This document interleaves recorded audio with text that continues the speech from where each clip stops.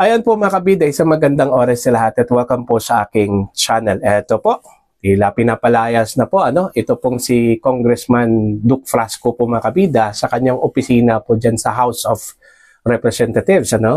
Okay? Matapos pong nagkaroon po ng hindi ho magandang relasyon, ito pong si Congressman Frasco at ng leadership po ng House of Representatives, mga kabida. Okay? Nung 19th Congress po. Eto, babasahin ko lang po itong kanyang post sa kanyang Facebook account, mga kabida. I've been asked to vacate my Deputy Speaker's office. No problem at all. I'm happy to oblige. Ayan, yun yung post po ni Congressman Frasco po, mga kabida. Eto, may personal take po dito. Unang-una po, siguro, dapat lang po, unang-una, hindi na po siya Deputy Speaker. Kasi tapos na po yung 19th Congress po mga kabida, Okay? At nasa 20th Congress na po tayo. And since wala pa pong bagong mga leaders, ito pong 20th Congress, particularly yung House of Representatives, dapat umalis muna. I-vacate muna ng mga dating leaders, yung mga opisina na intended para ho sa mga leaders. Kung itong opisina po ni Frasco ay intended for Deputy Speaker, dapat pong umalis po siya dito, mga kabida. Alright? Kasi, yun nga baka meron na pong pumalit sa kanya, Kasi alam naman po natin na parang sure winner na po itong si Congressman Martin Romualdez na maging susunod na Speaker of the House, mga kabida. And most likely, baka meron na pong internal agreement po. Nakapili na po sila ng mga leaders aside from the speaker, deputy speakers of course. Pag sinabi pong deputy speakers, marami po yan sila, mga kabida. Alright?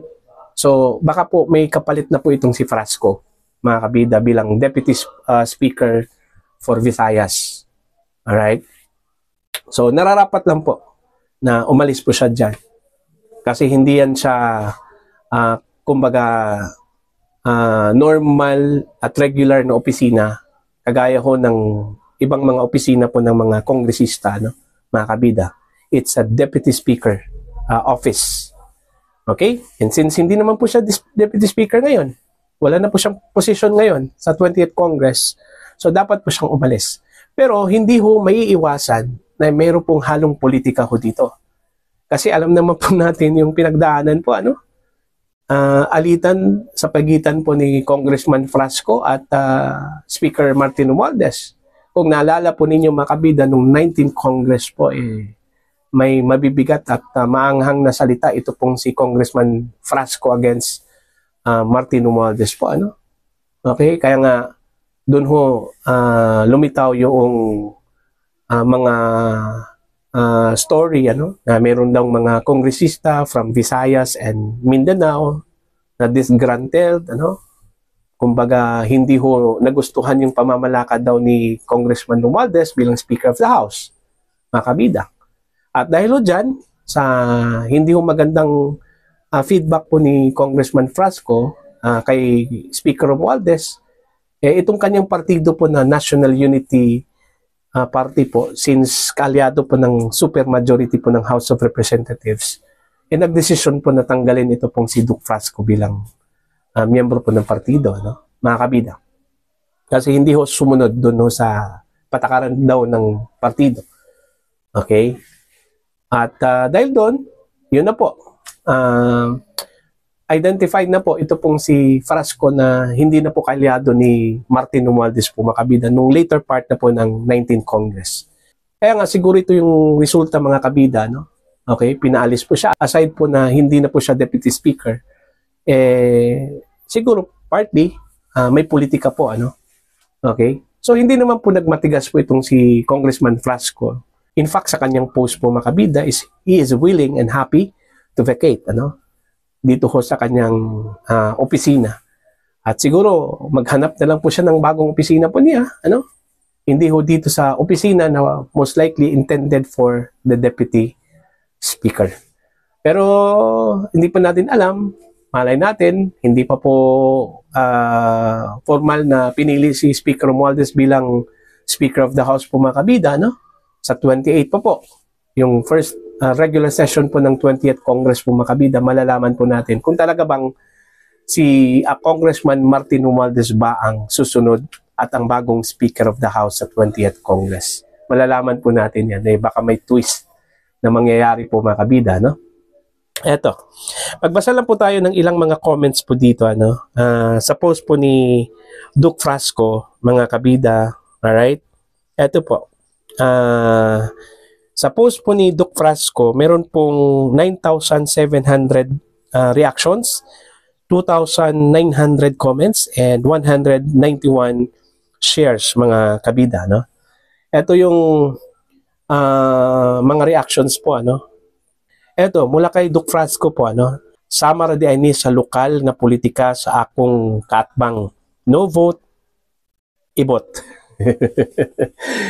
No vote, ibot.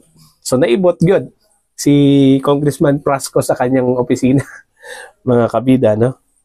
Eto, vacate the Deputy Speaker's office in preparation to transfer at the Speaker of the House office. Ibabakit niya mga kabida yung kanyang opisina bilang Deputy Speaker at lilipat po siya dun ho sa opisina ng Speaker. Okay, eto. I salute you, Congressman Duke, the best congressman in the 5th District. Yan, sa Cebu po ito, And soon, to your new office, Kong. Alright? Alasad ko kadtong giaway ko sa akong pares Kong. Ha ha ha. Go Kong, liluanon ta. Okay? Best congressman ever. Tapos ito po. Okay ra kana Kong. Still, you're the best congressman in the 5th District of Cebu Province. Keep going for the best of the 5th District, especially in Danao City. Ito po. In his time, Kong Duke, we are always here to support you. Good luck. And then last po, you're on the right path now. May God guide you throughout your journey in Congress and protect you always. Ayan.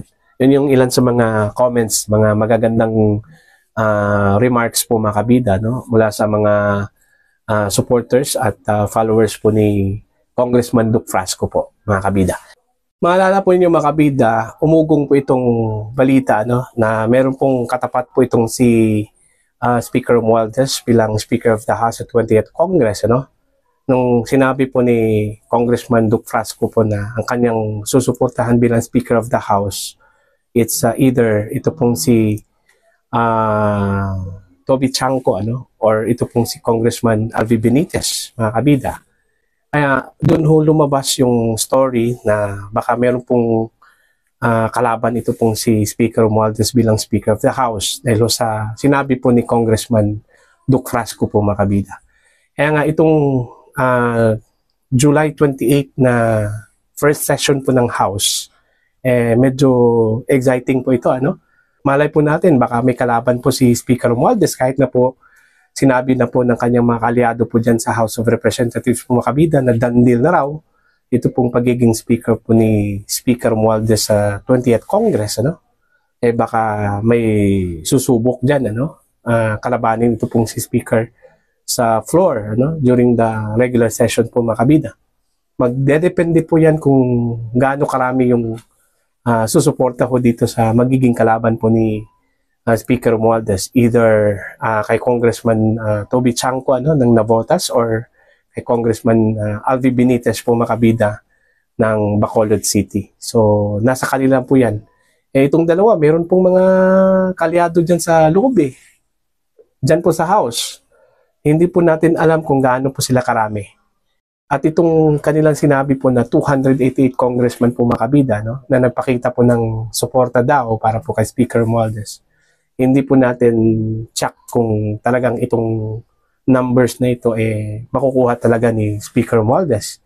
Baka, kaya na sinabi ko po kanya, baka may twist, Baka may bumaliktad po. May magdesisyon na instead na dun ho kay Speaker Romualdez po makabida, ang kanilang suporta baka isa sa mga makakalaban po ni Romualdez ang susuportahan po, Okay? Everything is liquid pa po, mga kabida. Hindi pa po sure. Okay? So, malalaman lang po natin yan on July 28 in the morning, kung saan magaganap po ang first session po ng House of Representatives At dyan po sila mamimili kung sino-sino yung magiging leaders po nila dyan po sa kanilang House of Representatives. Ano? So, yun lang po. Ano? Gaya ng sinabi ko po kanina, although valid po yung pagpapalis po sa kanya, kasi hindi na po siya Deputy Speaker mga kabida sa 20th Congress, ano? At hindi rin maiwasan po mga kabida na mayroong halong politika ito hong pagpapalis po kay Congressman Duke Flasco. Ano?